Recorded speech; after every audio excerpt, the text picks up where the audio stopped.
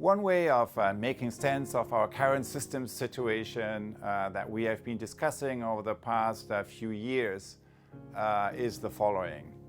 We pretty much know what the big problems are. We also know in most cases what the solutions are, but we are not really implementing these solutions in our collective actions. Individually, we are increasingly doing that, but collectively, it's actually not yet happening. So in other words, on the level of the collective, what has clarified here is not really landing, is not really embodied in our collective actions. So this collective knowing-doing gap that we are facing on so many levels today is exactly where systems thinking is coming in to unpack that a little bit. And the essence of systems thinking has often been visualized in something like you see here, which is an iceberg model. And the main point about the iceberg model is a distinction between what's visible, right, above the waterline, and what's invisible or less visible below the waterline. And the main proposition is that the behavior we see up here in the visible realm is not independent of what happens here, right? It's closely related to what's happening here. So in other words, as a change maker, when you're a change maker, when you're a leader, it's important but not good enough just to react against the visible problems here. But from a systems view, what you really want to understand is to get your arm to understand and address some of these deeper root issues. And I spent the early years in my life a lot kind of in a variety of social movement in the environmental and the social realm. And why I came here to MIT is really to better understand these deeper systems thinking and how it can be put to work onto the big challenges of our time. So if we take the systems lens, and if we look at current reality, if we look at the bigger systems reality that we face in most big systems today, what do we see? We see something like this. We collectively create results that almost nobody wants. No one gets up in the morning, right, looks into the mirror and says, look, today I want to destroy more of nature. I want to inflict harm on other people and harm on myself. No one is actually doing that yet. On a collective level, look at what we are doing, right? We have huge environmental issues, climate change, and all the rest of it. I don't need to go into details here. We have huge, that's kind of something I refer to as the ecological divide. And then the social divide really deals with polarization, with war, with inequality, with societies more and more falling apart. So that's, we know a lot about that and how that situation is being amplified. And then there is kind of a third category of symptoms that I refer to as the inner divide or the spiritual divide, meaning a disconnect not just between self and nature and self and other, but a disconnect between self and self. And my small s self is who I am today. And what I mean with my capital S self is who I could be tomorrow, my highest future possibility. So if these two parts of myself, who I am today and who I could be tomorrow, my highest future potential, if those are not connected with each other, what does that look like or feel like? It feels like a loss of energy. It feels like maybe some anxiety about what's going to happen. It feels like hopelessness, burnout, and even symptoms of depression. So that's the disconnect, right? So if I don't, feel that what I could do, right, what is in my hands, where I can actually make a difference, actually does matter to the whole situation. If I don't see the connection, that's kind of when this lack of energy and this lack of capacity to realize my highest future possibility is amplified. So systems thinking is asking the question, why? Why is it that on a collective level, even though if you go around the planet and interview people, right, no one gets up in the morning, as I said, right, and wanting to deepen these divides, and yet collectively, that's what we are doing. And systems thinking is essentially an inquiry, right, into these root issues that make us doing that, so that we can understand them, wrap our mind around, and address them in a way that is transformative. So these three words here, right, below the waterline, structures and systems, paradigms of thought, and the deeper sources, right, of our energy, of our creativity, of who we are. So these three words indicate the evolution of systems thinking in different layers of root issues. And of course, initially, that we paid a lot of attention to this one, but then we understood that, some of the disconnects here on the structural level are actually related to the paradigms of thought. And to really transform the paradigms of thought, we need to be able to access these deeper sources.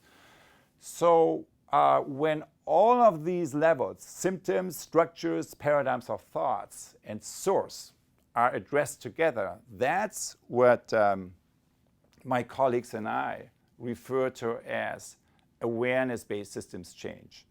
And I want to summarize awareness-based systems change with four founding principles, or kind of, you could say, four starting points, right? And the first one is a sentence from Kurt Lewin, the founder of action learning and action research. Kurt Lewin came over from Europe during the 1930s and is considered one of the main founders of what today we know as action learning and action research. And he famously said that you cannot understand a system until you change it, right?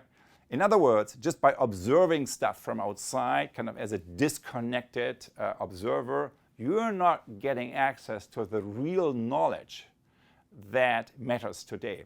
And that was really the reason why I came here to MIT, because I wanted to learn how to develop knowledge, develop knowing, develop methods and tools that are actually helpful for the change makers in the field, and not just kind of smart descriptions, labels you put on reality from outside.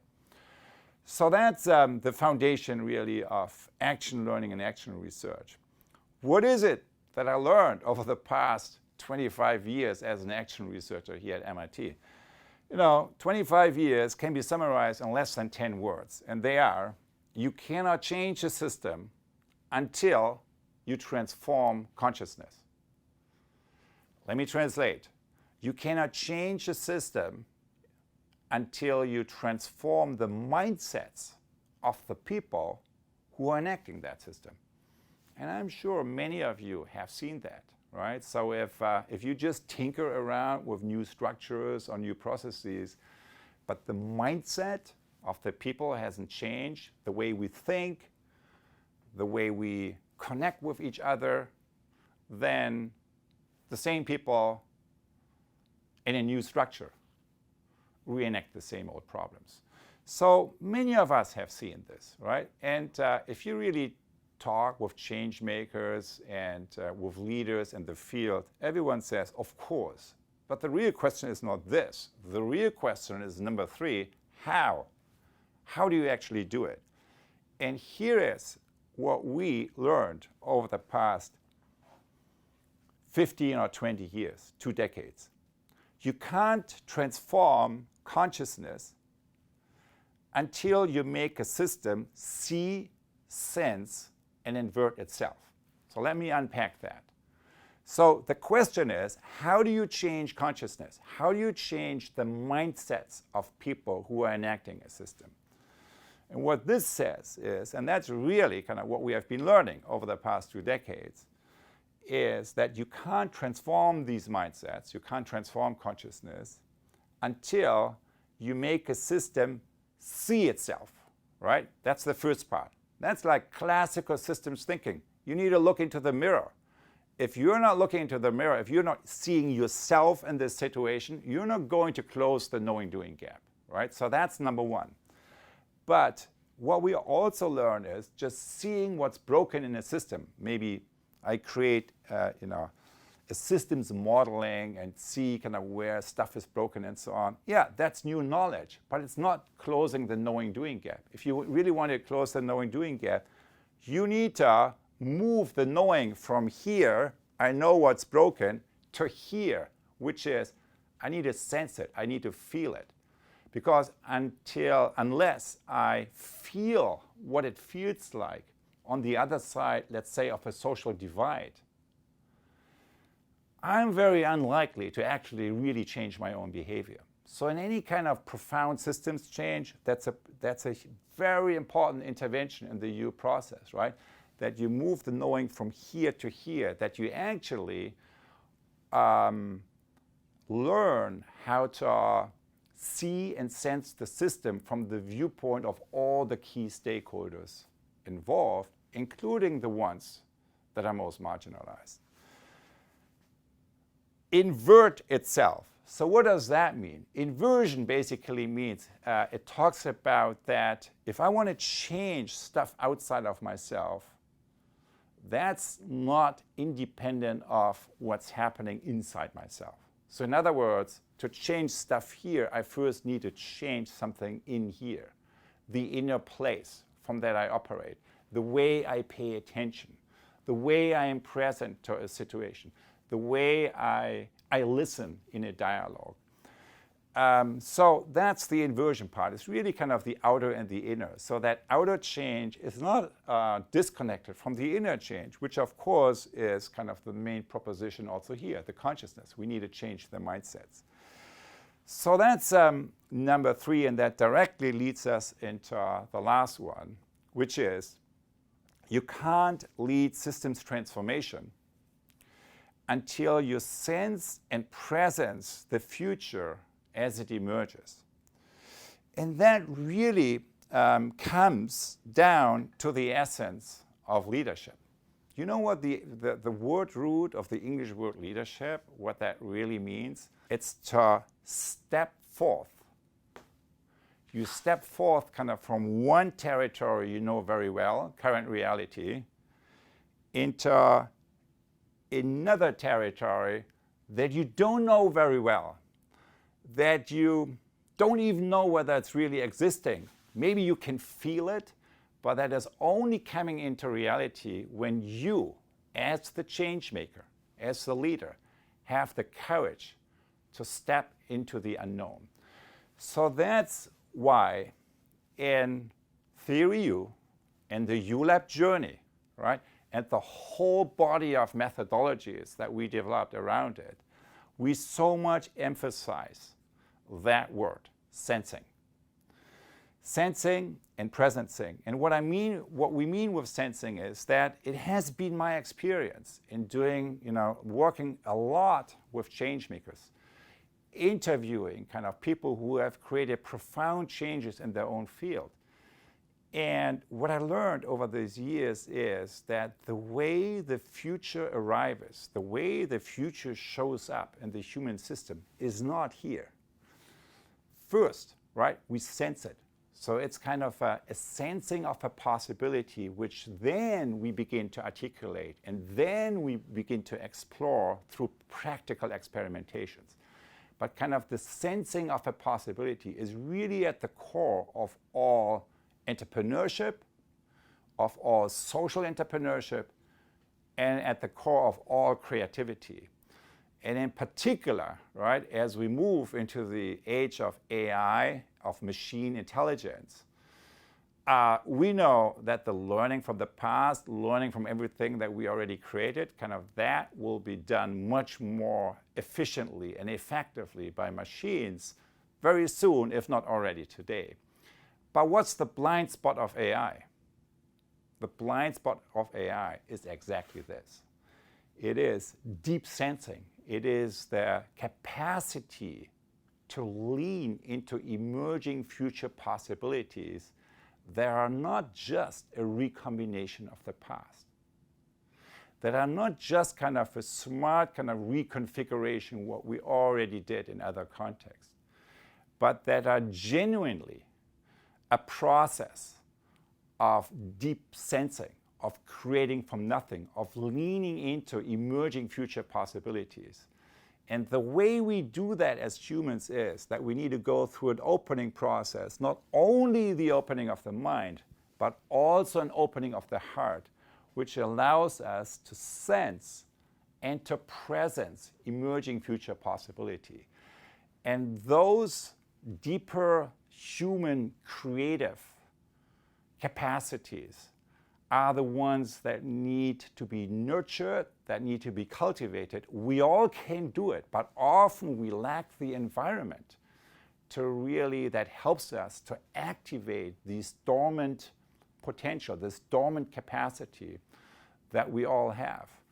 And the ULab journey is essentially a journey that creates an environment for you to access, to sense, and then activate this deeper creative capacity to realize your highest future potential.